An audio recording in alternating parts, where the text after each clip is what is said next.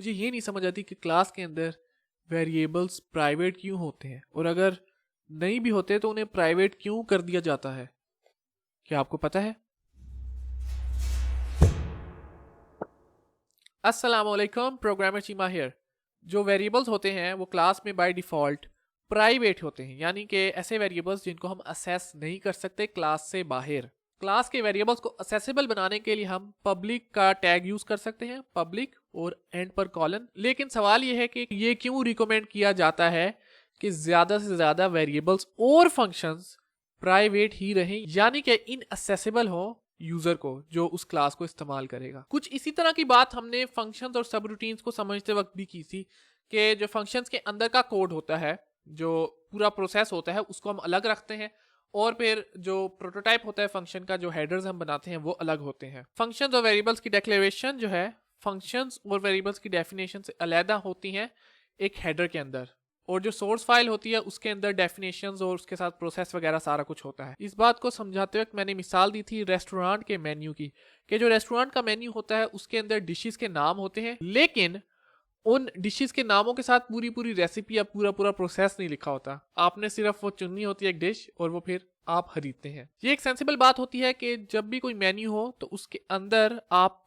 पूरा प्रोसेस या कोई बड़ी बढ़ा चढ़ा के चीज़ें ना लिखें, बल्कि आप ऑप्शंस लिखें, यूजर को ऑप्शंस दें और उनमें से वो चुने। अब फर्ज करें जो रेस्टोरेंट का मेन्यू है उसके अंदर गाजर का हलवा एक आइटम आपको दिख रहा है। जरा एक पल के लिए इमेजिन करें कि गाजर के हलवे के साथ आपको गाजर, ठीक है, चीनी और घी वगैरह जो भी इस्तेमाल होता है वो सारे इंग्रेडिएंट्स भी उसके बाद अलग अलग लिखे हुए हैं, वो भी आप खरीद सकते हैं। बल्कि आप उन सब चीज़ों को गाजर के हलवे के अंदर बदल भी सकते हो। कितना अजीब है ना। मतलब रेस्टोरेंट का जो एक स्टाइल होता है, डेफिनेट स्टाइल होता है, जो सिस्टम होता है रेस्टोरेंट का, एक चेफ होता है, उसका एक स्पेशल अंदाज होता है हमेशा बनाने का ना, गाजर का हलवा या कोई भी चीज़।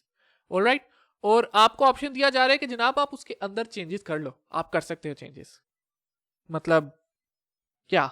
इसी तरह जो गाड़ी होती है, अब आपके गाड़ी के सारे पुर्जे आपके सामने रख दिए जाए और कहा जाए आप इसमें से कोई भी पुर्जा चेंज कर सकते हैं, कुछ भी आप लाइक बदल सकते हैं, तो ये चीज़ें जो है ये प्रैक्टिकल नहीं है ना। इसी तरह जब हम ऑब्जेक्ट ओरिएंटेड प्रोग्रामिंग की बात करते हैं तो क्लास बिल्कुल ऐसी है जैसे कि गाजर के हलवे की रेसिपी।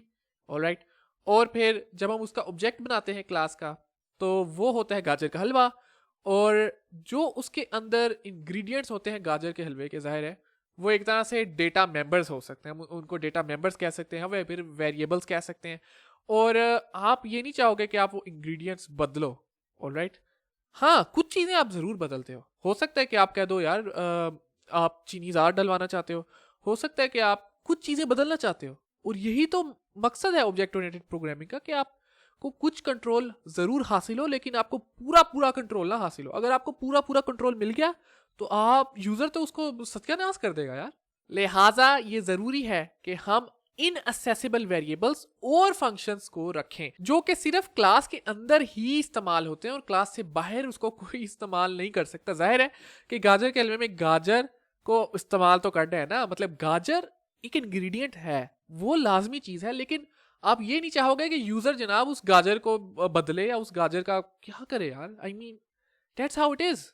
आपको चीजें कुछ फराहम करनी होती हैं और मेजॉरिटी ऑफ द चीजें बैक एंड पे रखनी होती हैं, अपनी तरफ रखनी होती है, और वो आप खुद मैनिपुलेट करोगे, आप खुद उनके साथ बदलाव और सारा कुछ ऑप्टिमम करोगे। बाकी आप कुछ कंट्रोल देते हो यूजर को, और यूजर उस कंट्रोल का फायदा उठाता है। मैंने तो अपनी तरफ से पूरी कोशिश की कि मैं समझा सकूं कि वेरिएबल्स और फंक्शंस प्राइवेट क्यों होते हैं, लेकिन हो सकता है अभी भी लोगों के कन्फ्यूजन्स हो कि यार नहीं, ऐसी बात नहीं है, प्राइवेट नहीं होनी चाहिए, एंड इट्स ऑल राइट। ये चीज़ें वक्त के साथ समझ आ जाएंगी जब आप प्रोफेशनल टीम्स के साथ काम करोगे, जब आप दूसरे लोगों के साथ काम करते हो, तो आपको एहसास होता है कि ये प्राइवेट वेरिएबल्स का क्या काम है।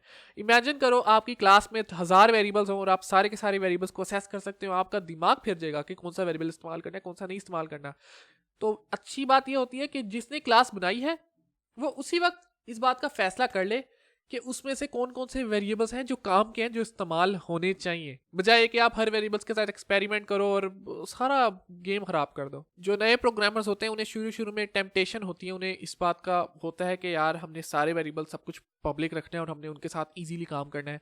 जाहिर है क्योंकि वो छोटे प्रोग्राम्स बनाते हैं और छोटे प्रोग्राम्स में इट्स ऑल राइट, कोई मसला नहीं होता सारे चीज़ें पब्लिक हो। लेकिन अगर आप शुरू से ही इस बात की आदत बना लेंगे, जैसे कि मैंने अपनी पिछली वीडियो में बताया, गेटर सेटर्स, प्राइवेट वेरिएबल्स और गेटर सेटर्स के साथ काम करना, और ये माइंडसेट रखना कि कौन से वेरिएबल्स इस्तेमाल हो सकते हैं, कौन से नहीं हो सकते, कौन से फंक्शंस आप इस्तेमाल कर सकते हैं, कौन से नहीं कर सकते, क्या लिमिटेड फीचर्स हैं जो आप यूज़र को असेस दोगे और क्या हैं जो आप पीछे रखोगे, तो आपका माइंडसेट अच्छा होगा, आप बेहतर तरीके से सोच सकेंगे और आप डिज़ाइन इम्प्लीमेंटेशंस कर सकेंगे।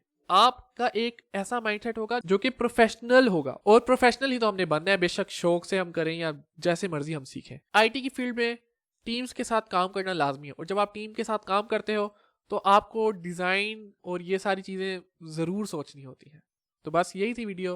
अपना और अपने घर वालों का ख्याल रखें और खुश रहें। मिलते हैं अगली वीडियो में।